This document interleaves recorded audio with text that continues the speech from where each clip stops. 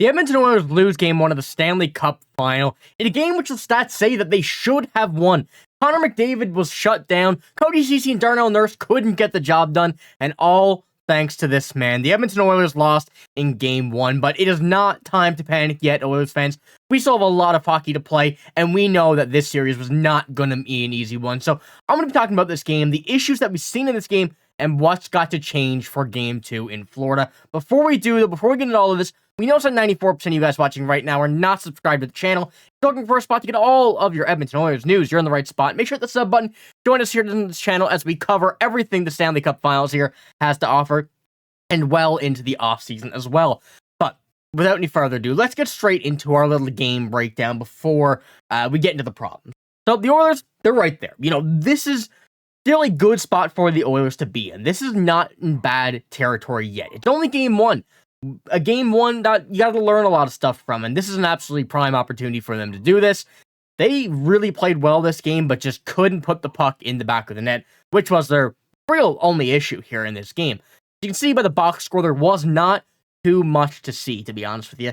Stuart Skinner could have played better, most certainly. However, the offense didn't play, they played well. They couldn't get the puck in the back of the net to give them that goal support. But, at the end of the day, there's not much Stuart Skinner could have done much more else, other than made a few saves. But the Oilers couldn't get the puck in the back of the net, but everybody on this team really wasn't there yet. There's still a learning experience, still a lot of quality chances and everything.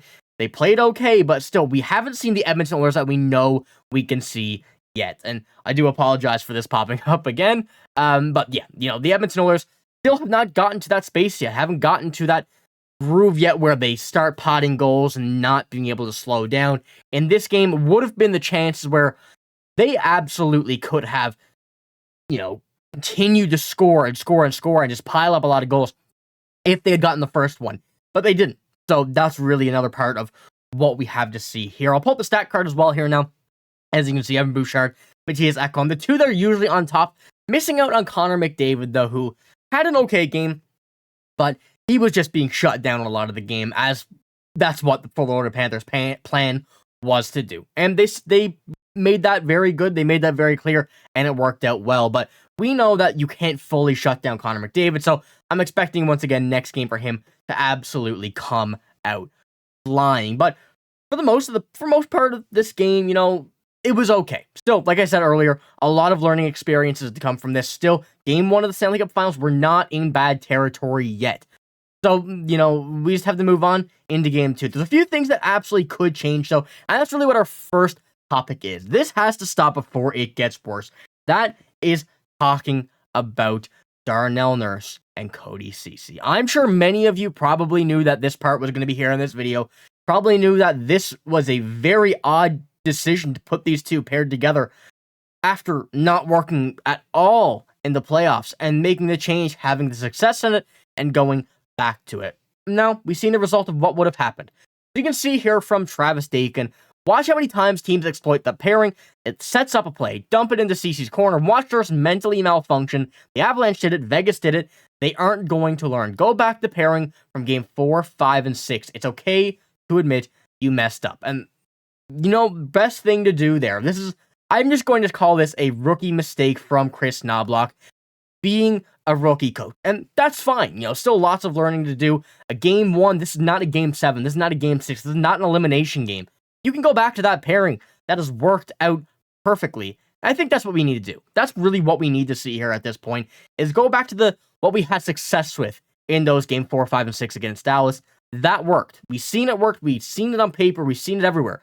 That worked. There was no reason to go back to this unless Kris Knoblauch didn't feel like they had the best defensive pairing, which was what he said in Game 6 against Dallas. So I guess he wanted to try it, see how it would play here, but it really went on to continue to show that this still is not working. Things need to go back to what they were like before things get bad. You got to catch the problems early, catch the problems before they get worse, and right now is that time. This is where they need to go. This is where they need to change this back to what it was. But apart from that, there was just a lot of pressure from the Florida Panthers as well. Not mental pressure from them, physical pressure. That's the way they've played. That's the way they played these entire playoffs, is trying to just run you down, gas you down in low, and trying to just keep as much pressure and shots as they can going. But they did that. They could have certainly done more. So ultimately wasn't the worst. But I'll pull up that stat card once again just to kind of show Darnell Nurse, Cody Ceci once again right at the bottom there. It really went on to continue and show how this pairing still isn't working to the best of our ability yet. But like I said, and like I will continue to say up until the beginning of Game 2, there's lots of time to change it. There's lots of time to fix and go back to the way it was. And that's what I'm expecting and hoping we will see for Game 2 is back to what we've seen against Dallas. But one real reason that this team lost this game was definitely Bobrovsky. You know, he was the reason that this game went the Florida Panthers' way. There was no other reason. It was really just Sergei Bobrovsky. People will say Barkov shut down McDavid. He did, but Bobrovsky won them the game. Bobrovsky shut down everybody on the Edmonton Oilers, and that's one thing that we know, we expected. This series was not going to be an easy one. It was not going to be easy to score on Sergei Bobrovsky after being incredible all playoffs, incredible this season, and the challenge that he is in net is going to persist for the rest of this series. But the expected goals, this is a very good sign for the Edmonton Oilers. They were expected 5.65 goals to Florida's 1.88. Real good to see this here. You know, as I said earlier as well, when you see the first goal go in, I think that's when the Edmonton Oilers are start going to pile on the goals. It's going to start to come not easier, but more regularly, I guess is a good way of putting it. And we know Bobrovsky is beatable. That's one thing as well that we have to keep in mind. The team has to keep in mind that Sergei Bobrovsky is not unbeatable. He's definitely the best goalie in these playoffs, but you can beat him. Still, especially with two of the best players in the NHL in Draisaitl, McDavid, as well as the entire team has been playing well, and anybody that goes on those guys' line, they can absolutely start to just work it in and work the way we want to. Connor McDavid had this to say as well. Maybe it was the hockey gods getting back at us for a Game 6 where we probably didn't deserve to win. Tonight, maybe we deserved at least one goal, maybe 2 goals, and we don't find a way to get them.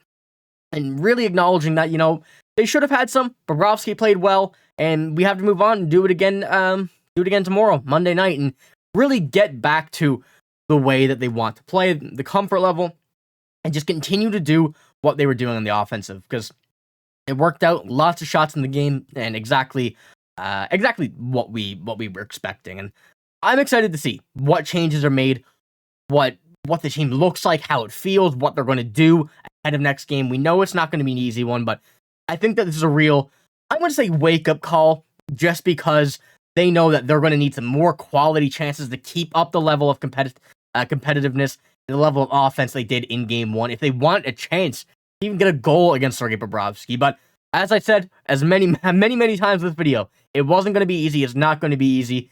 Game 2 is going to be a lot of changes.